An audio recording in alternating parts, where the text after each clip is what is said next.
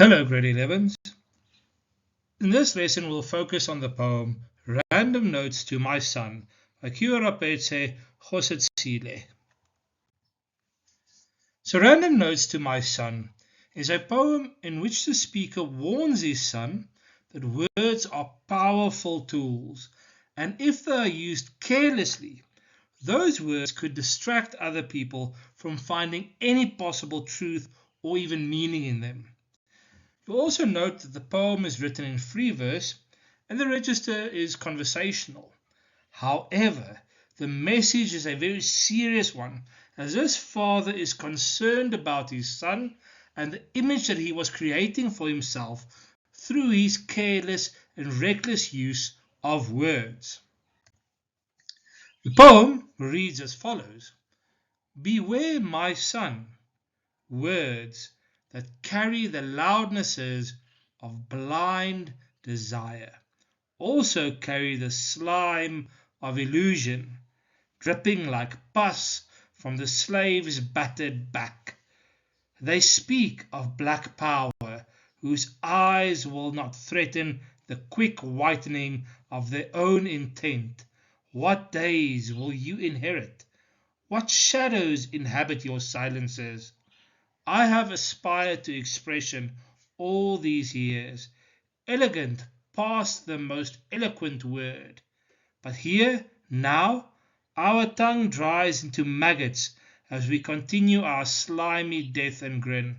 Except today, it is fashionable to scream of pride and beauty, as though it were not known that slaves and dead people have no beauty. Confusion in me and around me, confusion. This pain was not from the past. This pain was not because we had failed to understand. This land is mine. Confusion and borrowed fears it was. We stood like shrubs, shriveled on this piece of earth. The ground parched and cracked through the cracks my cry. And what shapes in ascent and ascent? Must people the eye of newborn determined desire know? No frightened tear ever rolls on to the elegance of fire. I have fallen with all the names I am, but the newborn eye, old as childbirth, must touch the day that, speaking my language, will say, Today we move. We move. Some vocabulary to take note of in this poem. The word random. It means it's without definite aim, conscious decision, or direction. It's haphazard. Then there's this illusion. So there's this false or unreal idea or perception or belief. Battered means that you're injured by repeated blows or punishment. The word aspired means that it's the things you hoped to achieve. Eloquent is just fluent or persuasive in your speaking or writing, that you are fluent or persuasive. Shriveled, when something is wrinkled, it's shrunken, especially as a result of a loss of moisture or old age. Then assent means you agree with something or you approve of something, and ascent means there's an instant of rising or moving upward. So in the very first stanza, line 1 starts with Beware, my son, words. So the poet is here warning his son, who is named Tebe, aka Earl Sweatshirt. However, something to take note of with this poem, it's very unlikely that Earl will listen to the man that left his life when he was 6. So take note of this. This speaker was not a part of his son's life, and now he wants to give him advice after not being a part of his life for so very, very long. So stanza 1 says, Beware, my son, words that carry the loudnesses of blind desire, also carry the slime of illusion. So the poet is telling his son that his work and words should not be loud and without purpose. that will only give people an unpleasant illusion. They are being distracted from the truth. His words do not give people direction. You see, the blind desire he speaks of is the same as ambition and aspiration that has no direction or purpose. His son's words are used to anger or incite a response from people. So Kia Rapetse is trying to tell Earl that words are very powerful tools. But if they are used incorrectly, they only serve as an illusion to distract people from the truth.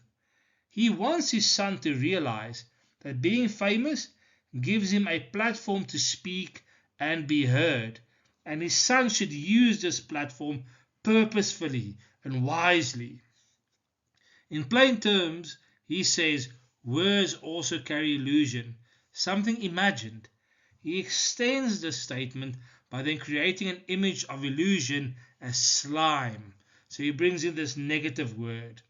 And it gets worse when he compares illusion to pus dripping off the back of a slave who has been beaten and whose wounds have become infected.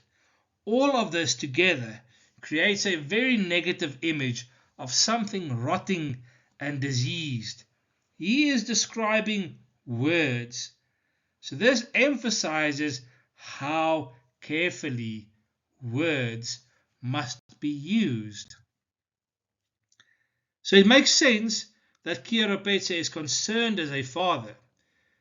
Even though he may have been absent, he still is concerned as a father, because the early work of Earl and his band, named Odd Future, were known for being very dark, very loud, very obnoxious, and very offensive to many people. I mean, as you can see, one of the few examples is the song Ipa. So Ipa is the word rape backwards. So this song is literally a story about murder and rape, and it's as dark as most of Odd Future's other early work. But it's interesting to note, though, it does seem that Earl has paid attention to his father's words and he changed his style. You see, while in Samoa, Earl spent time at the Samoa Victim Support Group, which is a center for victims, both children and adults, of sexual abuse. And Earl's subject matter no longer involves rape, as is seen in his album Doris.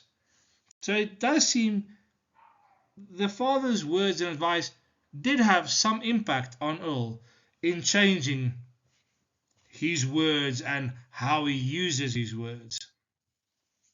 Stanza 2 then, we see in line 5, dripping like pus from the slave's battered back. Now this image evokes a slave who has been beaten by his master and whose wounds are starting to secrete pus. Kgotsitshiles's simile suggests that illusions are also beaten into us by our culture. Lines 6 to 7, they speak of black power whose eyes will not threaten the quick whitening of their own intent. So activists spoke of democracy, but without allowing anger or fear to stop them. So this black power was their dark or their secret or hidden ambition to gain liberation without any and all restraint. Then in line 8 to 9, he said, "What days will you inherit? What shadows inhabit your silences?"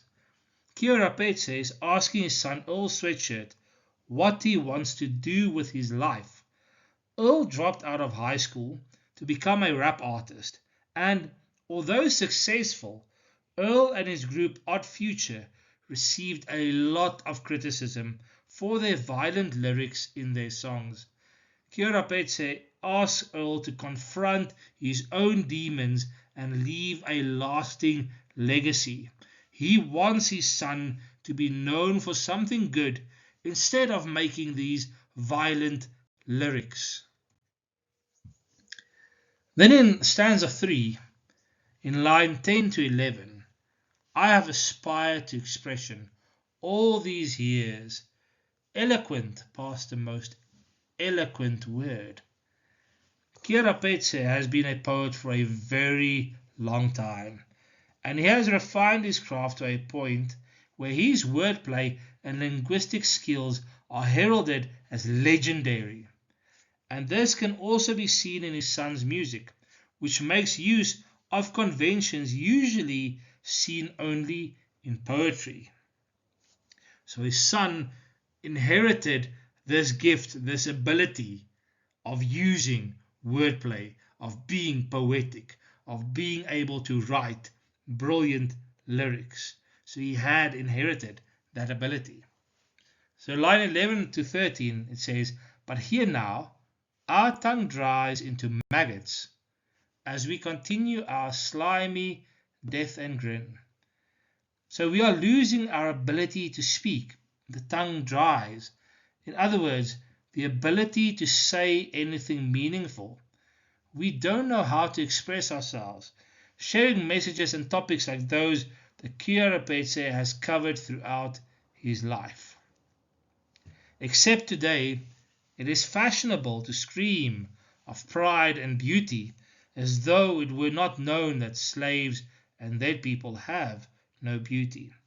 So these lines suggest that in modern times, most people seem to talk more about superficial topics, such as their looks or their money and jewelry, than actually about deeper human issues. And this brings to mind the general pop mentality, referring to rap songs now, that black people were and still are slaves in Africa and America, and as such, neither beauty nor pride can be attained. And now we'll look at stanza 4, so lines 16 to 18. Confusion in me and around me. Confusion. Kgotsesile may refer to confusion that arises because of all the negative experiences people have to face in life. They lack understanding, and this results in emotional turmoil. Perhaps Kgotsesile knows that Earl's work, the rap themes, the words, is influenced by his confusion as to why his father left him when he was still so young. Remember, he was only 6 years old, a very vulnerable age, and he carries the emotional scars because of what happened to him. So when you look around, you become aware of all the confused and broken people around you. Line 18 to 24, the pain was not from the past. The pain was not because we had failed to understand. This land is mine, confusion and borrowed fears it was. So the choices made to divorce his wife and leave his son are painful mistakes of the past. The pain, however, did not start there. The pain started in his country of birth. The apartheid law stripped him of his identity, which led to confusion. The fear that the oppressed people had in South Africa was borrowed. It was not a natural fear. Natural fear is what a person is born with, but borrowed fear is what a person adopts from parents or other people's experiences. Then, line 24 to 26. We stood like shrubs shriveled on this piece of earth, the ground parched and cracked, through the cracks my cry. And this is a powerful and expansive comparison. Its aspects are delicately cast across individual lines. Kgotsesile cast himself and his peers as shrubs, which manage to grow on dried out ground. The people are able to survive despite inhospitable conditions, and are even able to turn those conditions to their advantage. Through the cracks my cry. Perhaps here's a message to his son. Despite the conditions of growing up without his father, he has been able to survive and become successful. He needs to focus, however, on his purpose and his influence. Now we get to stanza 5, Psalms 27 to 32. And what shapes, in ascent and ascent, must people the eye of newborn, determined desire know? No frightened tear ever rolls on to the elegance of fire. So what does the speaker cry? Through the cracks in the parched ground. Different to a blind desire, so there's ambition without purpose, there is determined desire. So this desire is newborn when changes have been made. It doesn't matter how people change their attitude, their assent, or rise above their challenges, assent. However, it matters that they are determined to speak words of purpose, influencing people not to live in the past or live in fear. People need to move forward, and fear should be controlled or destroyed. You see, fire destroys, but it also refines. That's the elegance of fire. So the speaker obviously refers to refinement when he says that no frightened tear ever rolls onto the elegance of fire I have fallen. Fear should never be refined, but controlled or destroyed. So he speaks from experience. He was driven by his past and his fears. So in the next lines, which are lines 32 to 37, I have fallen with all the names I am, but the newborn I, old as childbirth, must touch the day that speaking my language will say, today we move. We move. We are given many labels or names in life, each a perceived identity, which is not necessarily the truth. The speaker is aware of this. Many of the labels he has had to endure have caused him to stumble and fall. The newborn I is the ability to change one's perspective, allowing one to see the truth and hence speak the truth. It is the ability to see things from a new angle and then influence others to see the truth. The ability to change our perspective is something natural to us. We are born with it. When we are able to rise, ascend above our past, and all the perspectives that we have formed ascend over the years that have burdened us and kept us in slavery, we will speak the same language as the poet. This is a language of purpose. As an activist, his messages and words made a difference to many people during turbulent times. He was active. The repetition of "we move" at the close of the poem imparts a call to action, away from passivity. He is urging his son to use words wisely, to have intent, and aim in what he says. He acknowledges the suffering of blacks everywhere, but is worried about how the youth are trying to achieve change. He refers to a newborn I, an I that sees things differently, will speak my language. In other words, wise words that have a meaning and purpose and that cause a move forward to better things. So here are the literary devices that are used throughout the poem. You'll see there's a metaphor in lines 3, 4, 5, 7, 9, 29, and 30. A simile in line 5. There's alliteration throughout. There's rhetorical questions, personification, as well as repetition. It would be a very good idea to take note of these literary devices and how they are used within the poem for the poet to convey his message. Now, a bit of practice. It would be wise, pause the video here, look at the questions, go through them. So you'll see the first one says, name 2 things against which the speaker warns his son. Second question, quote 2 separate images of despair in the poem. Explain what blind desire is. Look at the simile of the shrubs on parched ground. This could be seen as a symbol of defeat or resilience. Which do you think it is? Explain with close reference to the text. And then discuss your response to one image in the poem that evokes the strangest reaction from you. So again, pause the video here, answer these questions, and then come back and check your answers against what you have written. So let's see. The speaker warns his son against words that carry the loudness of blind desire and the deceptive superficial slime of illusion they bring with them. 2 separate images of despair in this poem are the slime of illusion and dripping like pus from the slave's battered back, and even our tongue dries into maggots. Then blind desire refers to ambition, goals, or political rhetoric that lacks clear logical foresight. It is blind because it is driven by emotional or superficial appeals without rational critical thought. The speaker warns that pursuing this type of shallow ambition leads to disillusionment and spiritual decay. The simile of the shrubs on parched ground can be seen as a symbol of resilience. While the environment is harsh and the shrubs are shriveled, they have not completely died. They managed to endure the severe drought on this piece of earth, symbolizing survival and the determination to keep pushing through adversity despite immense suffering. And then the image of the tongue drying into maggots as the speaker and his peers continue their slimy death and grin is particularly striking. It evokes an unsettling, macabre reaction because it transforms the physical act of speaking into something rotting, diseased, and infested.